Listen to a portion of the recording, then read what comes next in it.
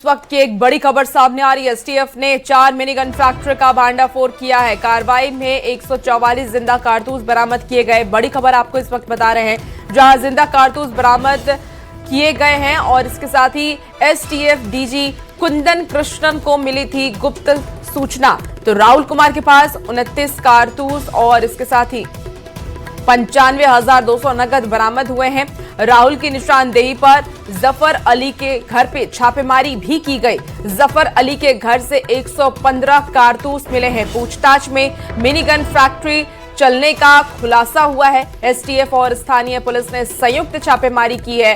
आपको बता दें कि मौके से 4 मिनी गन फैक्ट्री का उद्भेदन भी किया गया। 2 महिला और 2 पुरुष तस्कर को गिरफ्तार भी किया गया है और पुलिस हर एंगल से जांच कर रही है। और ज्यादा जानकारी के साथ न्यूज 18 संवाददाता अमित हमारे साथ फोन लाइन पर जुड़ चुके हैं। अमित, 4 मिनी गन फैक्ट्री का भांडाफोड़ हुआ है। कब से ये मिनी गन फैक्ट्री संचालित किया जा रहा था और फिलहाल क्या अपडेट है इस पूरे मामले पर? देखिए, जो डीजी ऑपरेशन है कुंदन कृष्ण, उनको ये इनपुट मिली थी कि खगड़िया जिले में जो है वो मिनी गन फैक्ट्री का जो है संचालन किया जा रहा है और इससे पहले भी कई मिनी गन फैक्ट्री का उद्भेदन खगड़िया जिले में किया गया और फिलहाल ये जो उद्भेदन है वो जंगली टोला करारी थाना मुफस्सिल जो है इलाका वहाँ पे किया गया है।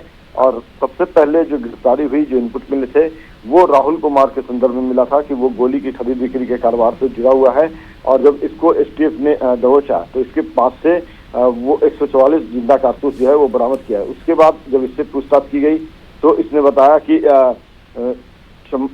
जफर अली जो है वो इन्हें गोलियों का सप्लाई किया करता है। फिर उनके घर जब छापेमारी की गई तो वहां से भी गोलियों का बरामदगी हुआ और फिर इन दोनों से जब पूछताछ हुआ तो इन लोगों ने बताया कि खगड़िया जिले में जो है मिनी गन फैक्ट्री का संचालन जो है वो किया जा रहा है मुफस्सिल थाना क्षेत्र में। और जब वहाँ एसटीएफ की टीम पहुंची तो 2 महिला और 2 पुरुष जो हथियार निर्माण करने से लेकर के तस्करी करने के कारोबार में जुड़े हुए हैं, बिजली कुमारी हैं, रुक्मणी देवी हैं, गौतम मंडल और संटू मंडल, इन सभी को गिरफ्तार किया गया और इस ठिकाने से बड़ी संख्या में हथियार बनाने के सामान के साथ साथ अर्धनिर्मित जो कट्टा है वो बरामद किया गया। अर्धनिर्मित जो है कट्टे का बैरल बरामद किया, फायरिंग पिन बरामद किया गया, कट्टा स्ट्रिगल बरामद किया। तो जो हथियार बनाने में इस्तेमाल जिन उपकरणों का होता है, चाहे वो लोहे से बने जो सामान है वो है या जो कट्टा तैयार करने के लिए जो मशीनरी का यूज किया जाता है, वो तमाम चीजों का उद्भेदन किया है, बरामद किया है। और अब इन सभी के बारे में पता लगाया जा रहा है कि इनका आपराधिक इतिहास क्या है, क्योंकि जो डीजी ऑपरेशन है उन्हें ये भी लीड मिली है कि ये तमाम लोग जो हैं वो हथियार निर्माण के साथ साथ आपराधिक गतिविधियों में भी शामिल हैं और हथियारों का तस्करी करते हैं। अपराधियों का हथियार जो है वो सप्लाई किया करते हैं, खरीद बिक्री का काम किया करते हैं। ठीक है अमित, और अब आगे के पुलिस की तरफ से आगे कार्रवाई की जा रही है और किन की गिरफ्तारी होती है ये देखने वाली बात होगी। बहुत शुक्रिया फिलहाल जानकारी के लिए अमित। और इस बीच बड़ी खबर रांची से आ रही है, जहां झारखंड में नक्सलियों के खिलाफ बड़ी कार्रवाई की गई है। सूत्रों से मिली जानकारी के मुताबिक 1 करोड़ के इनामी मिसिर बेसरा की गिरफ्तारी की सूचना है। मिसिर बेसरा के साथ गौरव और मोजू को भी गिरफ्तार किया गया है। मिसिर बेसरा की गिरफ्तारी धनबाद से होने की सूचना है। बता दें कि मिसिर बेसरा की गिरफ्तारी को लेकर झारखंड में नक्सल विरोधी अभियान की सबसे बड़ी सफलता माना जा रहा है, सफलताओं में से एक माना जा रहा है। विशेष रूप से सारंडा और कोल्हान क्षेत्र में माओवादी नेटवर्क को सबसे बड़ा झटका लगाने की संभावना है। और अधिक जानकारी के साथ ओम प्रकाश हमारे साथ जुड़ चुके हैं। ओम प्रकाश, नक्सलियों के लिए कमर तोड़ने के लिए बड़ी खबर ये है कि इसके बड़े जो नक्सली हैं उनकी गिरफ्तारी हो रही है, क्या कुछ जानकारी इस बाबत? जी बिल्कुल, बता दें कि सारंडा इलाके में जो मिसिर बेसरा और उसके पूरे दस्ते को अगर कहा जाए तो सुरक्षा बल लगातार उन्हें पकड़ने के लिए, उन्हें सरेंडर कराने को लेकर प्रयास कर रहे थे। और इसी बीच एक बड़ी खबर ये आई है कि जो सेंट्रल कमेटी सदस्य है और मिसिस बेसरा अपने 2 सहयोगियों के साथ, मोचू और गौरव के साथ, वो धनबाद से गिरिडीह की तरफ जा रहा था। तो एक तो वो उसी दरमियान जो है वो सुरक्षा बलों को इसकी जानकारी मिली, जिसके बाद उसे बरवाडा से गिरफ्तार भी कर लिया गया है। फिलहाल पूछताछ की जा रही है। जो जानकारी अब तक सामने आई है, इन तीनों से लंबी पूछताछ की जा रही है। हालांकि ये भी जानकारी जुटाने की कोशिश की जा रही है कि वो आखिर सारंडा से निकले कैसे, किन रास्तों का इस्तेमाल उन लोगों के द्वारा किया गया। ये तमाम चीजों को खंगाला जा रहा है। खासतौर से अगर बात करें तो मिसिर बेसरा सेंट्रल कमेटी सदस्य है और उस पर 1 करोड़ का इनाम है, जबकि मोचू जो है उस पर भी जो झारखंड पुलिस का इनाम घोषित है।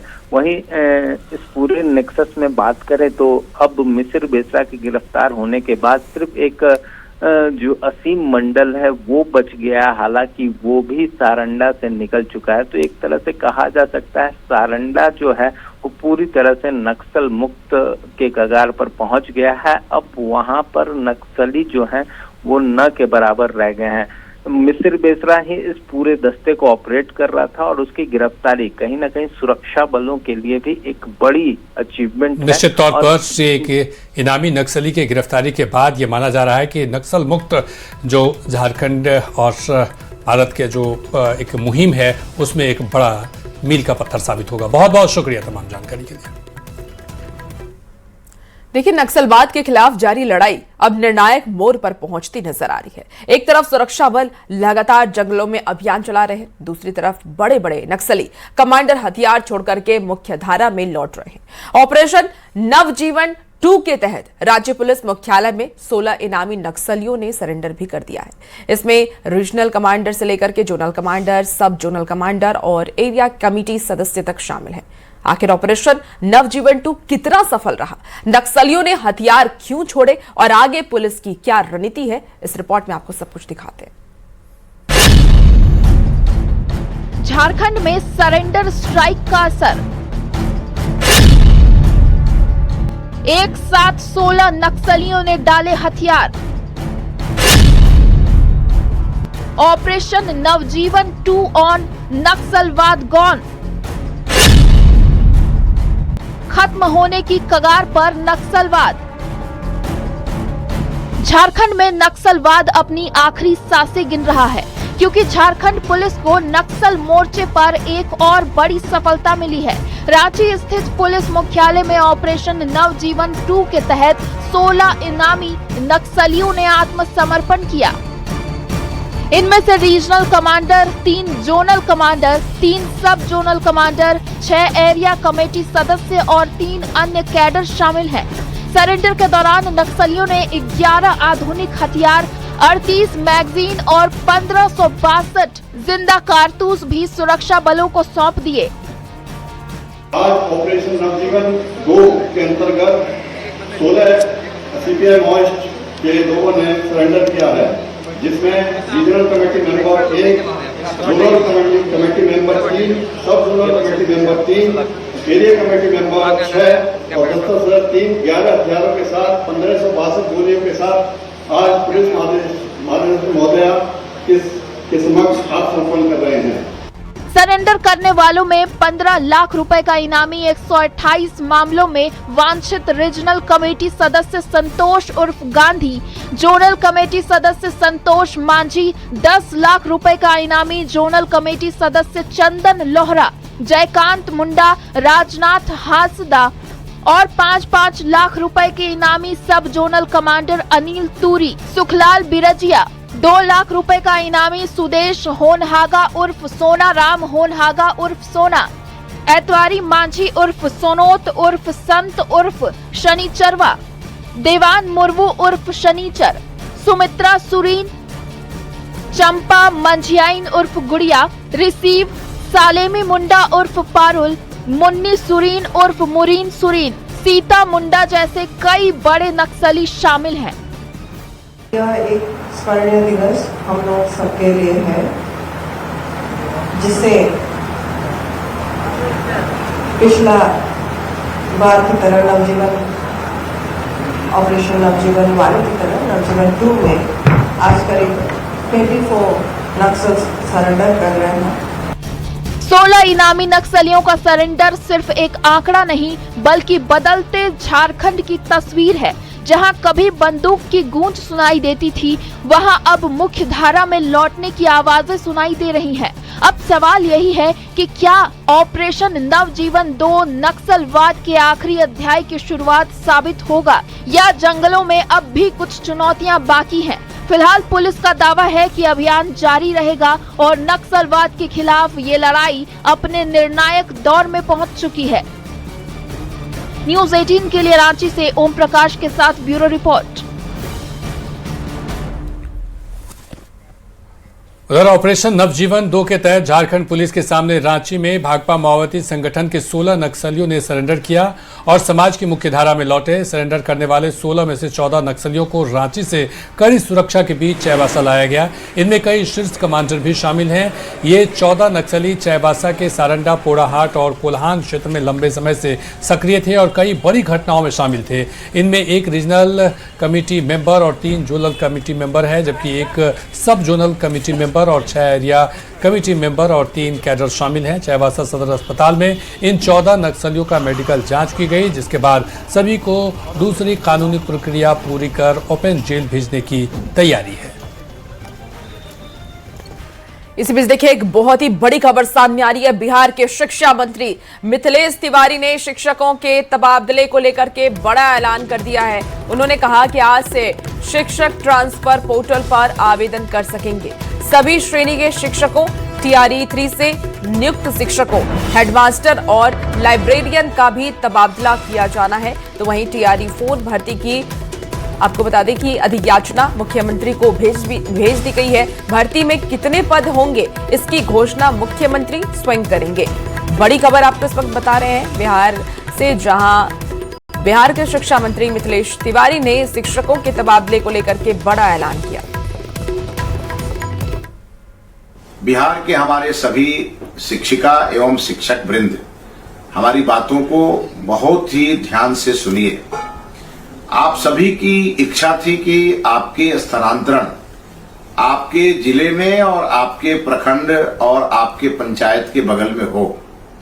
इसके लिए माननीय मुख्यमंत्री जी और मैंने बैठ करके एक हम लोगों ने बिहार में स्थानांतरण नियमावली बनाई और अब दिनांक 29 जुलाई 2026 से 5 अगस्त 2026 के बीच सभी प्रकार के शिक्षकों का के ट्रांसफर हेतु आवेदन लिए जाएंगे।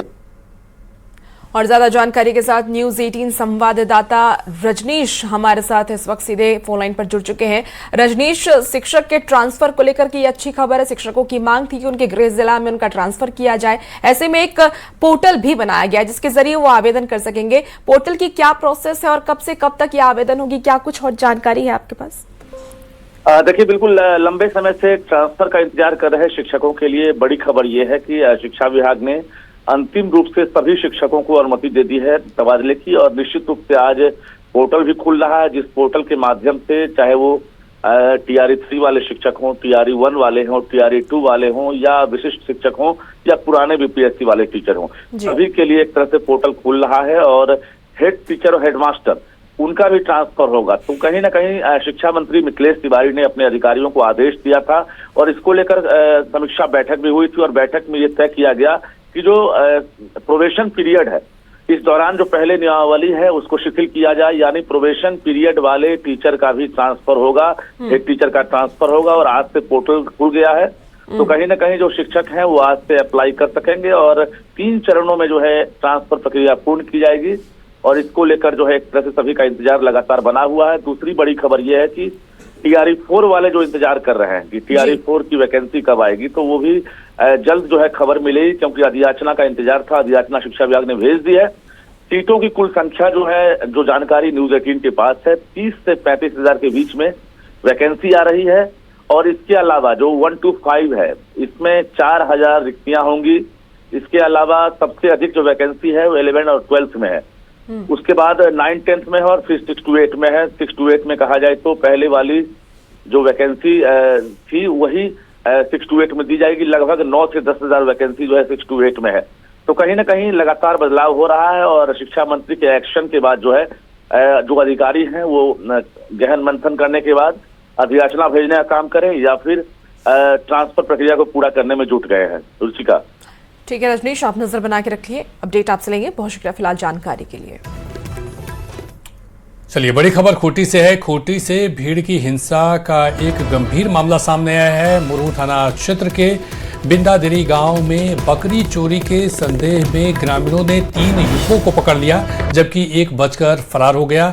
आरोप है कि भीड़ ने 3 युवकों को लाठी डंडों और हॉकी स्टिक से बेरहमी से पीटा और फिर जंगल में ले जाकर पेड़ों से बांध दिया। इस घटना में एक युवक की मौत हो गई, जबकि 2 अन्य घायल हैं।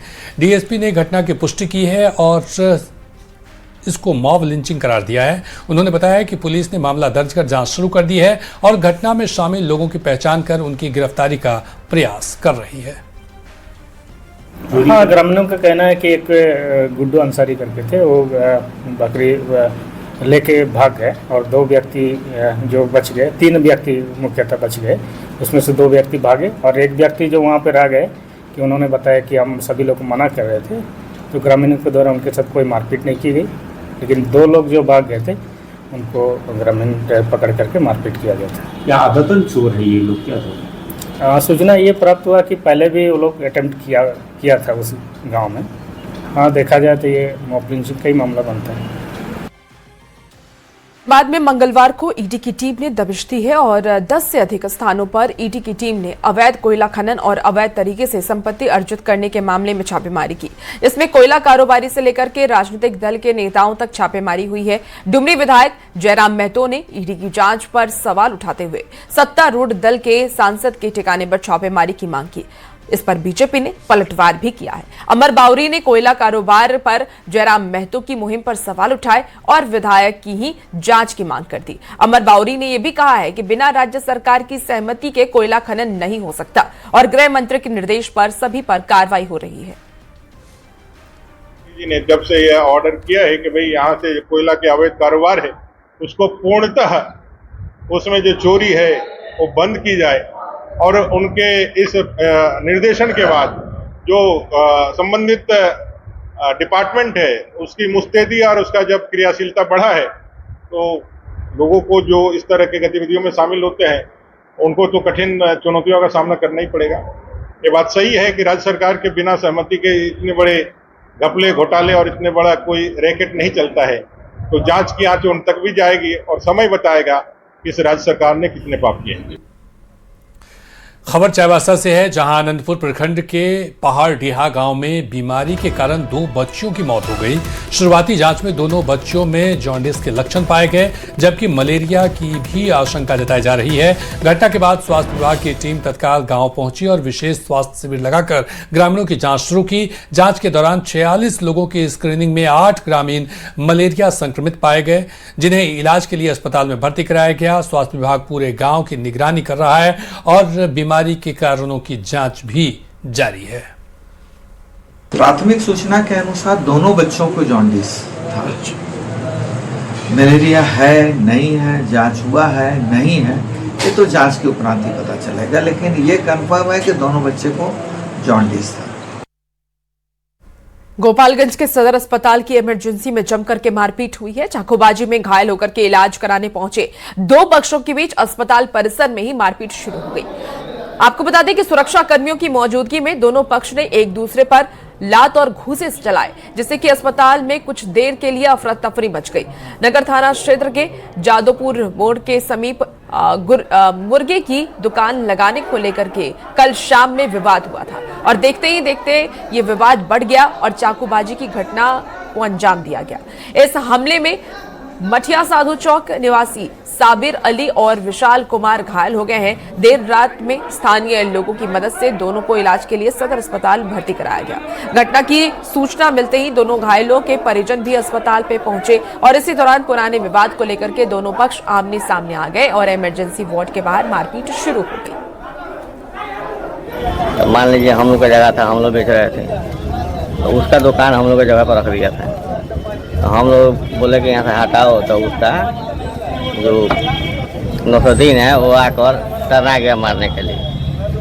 तो इसी पर उसको लड़का समझा कुछ भी और लड़ाई कर दिया उसी पर। अब 2-4 महीना झगड़ा हुआ, फिर समझौता हो गया। आज भी इधर घेर घेर के वो मार रहा है, हम लोग कुछ बोल नहीं रहे हैं इसलिए। और झारखंड में ईडी की छापेमारी से जुड़ी ये बड़ी खबर आपको बता रहे हैं। 500 करोड़ की घोषित अघोषित संपत्तियों के मिले हैं सबूत। आपको बता दें कि कल कोल माफिया के खिलाफ छापेमारी हुई थी। Gangs of illegal coal mafia से जुड़े करीब 500 करोड़ की घोषित अघोषित संपत्तियों के सबूत मिले हैं। सर्च ऑपरेशन के दौरान ईडी ने जब्त किए हैं करीब 161 करोड़ की संपत्ति। वहीं सर्च ऑपरेशन के दौरान 1 करोड़ 20 लाख रुपए की नकदी भी बरामद की गई है। ईडी को मिले हैं ये अवैध खनन माफियाओं के पास से करीब 200 प्रॉपर्टी के दस्तावेज भी बरामद की गई है। जांच एजेंसी ईडी द्वारा जिन आरोपियों के यहां सर्च ऑपरेशन की कार्रवाई को अंजाम दिया गया उनके नाम प्रमुख तौर पर गणेश यादव, पप्पू मंडल, इम्तियाज अली और कई ऐसे नाम हैं जिन पर ये आरोप लगे हैं। शंकर आनंद और अधिक जानकारी के साथ हमारे साथ जुड़ चुके हैं। शंकर आनंद, बहुत इस मामले में बहुत बड़ा खुलासा हुआ है। 500 करोड़ की संपत्ति के सबूत मिले हैं, क्या कुछ जानकारी इस बाबत आपके पास? निश्चित तौर पर देखिए, इस वक्त की बड़ी खबर कही जा सकती है क्योंकि जांच एजेंसी को अवैध कोल खनन माफियाओं से जुड़े मामले में जब तफ्तीश की जा रही थी तो इसी मामले की तफ्तीश के दौरान में तकरीबन 500 करोड़ के घोषित संपत्तियों की जानकारी मिली है। और इन तमाम मामलों की गंभीरता को देखते हुए सर्च ऑपरेशन के दौरान में तकरीबन 161 करोड़ की चल संपत्ति को कुर्क कर लिया है, यानी फिलहाल जब्त किया गया है। और अभी भी इस मामले पर जांच प्रक्रिया जो है आगे की जा रही है। और सर्च ऑपरेशन के दौरान में तकरीबन 1 करोड़ 20 लाख रुपए की नगद राशि भी बरामद की गई है। और समझा जा सकता है कि 1 करोड़ 20 लाख रुपया जिस तरह से बकायदा नगद बरामद किया गया है तो इसके भी जो एक तार जो है वो विस्तार से खंगाले जा रहे हैं। और इसके साथ साथ तकरीबन 200 ऐसे प्रॉपर्टी के दस्तावेज मिले हैं जो बेनामी या अलग अलग संदिग्ध लोगों के नाम से है। तो एक तरह से कह सकते हैं कि आने वाले दिनों में कई ऐसे बड़े सफेद पोस्ट लोगों का नाम भी खुलासा हो सकता है जिसके नाम से ये 200 प्रॉपर्टीज जो है अर्जित किया गया था। 200 प्रॉपर्टी के जो दस्तावेज जो हैं उसे ईडी ने जब्त कर लिया है। अब जिसे अब विस्तार से उसको खंगालेगी, उसको उससे जुड़े हुए तमाम कनेक्शन को खंगालने का प्रयास करेगी। तो एक तरह से कह सकते हैं कि कल जो 25 लोकेशन पर सर्च ऑपरेशन की कार्रवाई को अंजाम स्टार्ट किया गया था, अभी भी जो है कुछ लोकेशन पर चल रहे हैं, लेकिन आधे घंटे के अंदर में वो सर्च ऑपरेशन की तमाम प्रक्रिया पूरी हो जाएगी। और इसी सर्च ऑपरेशन के दौरान में 500 करोड़ की घोषित और अघोषित संपत्तियों के बारे में जानकारी मिली है जिसका सीधे तौर पर कनेक्शन इस gang of illegal coal mafia के साथ है। जो धनबाद और इसके आसपास में जो कोल माफियाओं का एक गिरोह है उससे जुड़ा हुआ ये पूरी जानकारी मिली है। और निश्चित तौर से कह सकते हैं कि आने वाले दिनों में इस मामले पर कई लोगों को पूछताछ का समन भेजा जाएगा और उसी पूछताछ के आधार पर कई लोगों की मुश्किलें बढ़ सकती हैं। शंकर, एक सवाल ये है कि ये जो लोग जिनका नाम आया है जैसे रोहित यादव है, राजेश यादव, अनिल गोयल, इनकी किस तरह की संलिप्तता थी इस कोल माइंस में? देखिए, कोल माफियाओं का अगर बात करें जिस तरह से पिछले काफी समय से अवैध तौर पर कोयले का खनन और उसके बाद गलत दस्तावेजों का प्रयोग करके जिस तरह से और उसको बेचने का काम जो जिस तरह से किया जाता था, तो इस मामले में कई सफेद पोस्ट लोग की भी जो भूमिका है वो भी निकल के आई है। तो एक तरह से कह सकते हैं कई लोगों के साथ मिल करके एक संगठित इस अपराध को इम्प्लीमेंट किया जा रहा था। जो मनी लॉन्ड्रिंग का जो करोड़ रुपए का मामला है, इस मामले में कई लोगों की भूमिका रही है और उन लोग आपस में जुड़ करके पिछले कई सालों से इस तरह के मामलों को अंजाम दे रहे थे। तो अभी तो शुरुआती दौर है और देखिए, एक दिन के इन्वेस्टिगेशन के दौरान में ये सबसे बड़ी महत्वपूर्ण जानकारी मिल रही है कि 500 करोड़ की जो घोषित और अघोषित संपत्तियों के बारे में जानकारी मिली है। और इस मामले में जब कई आरोपियों को पूछताछ का समन भेज करके उससे जब पूछताछ की जाएगी तो निश्चित तौर पर कह सकते हैं कि ये आंकड़ा, जो रकम का आंकड़ा है, वो और काफी बढ़ सकता है। और शुरुआती फेज में ही जब 161 करोड़ की संपत्ति को जिस तरह से निश्चित तौर पर शंकर आनंद, ये बहुत बड़ा खुलासा है। 500 करोड़ की संपत्ति के सबूत मिले हैं और कई और भी जानकारी सामने आ सकती है। आप अपनी नजर बनाए रखिए इस बड़ी खबर पर, तमाम जानकारी लेते रहेंगे। अभी बहुत बहुत शुक्रिया तमाम जानकारी के लिए।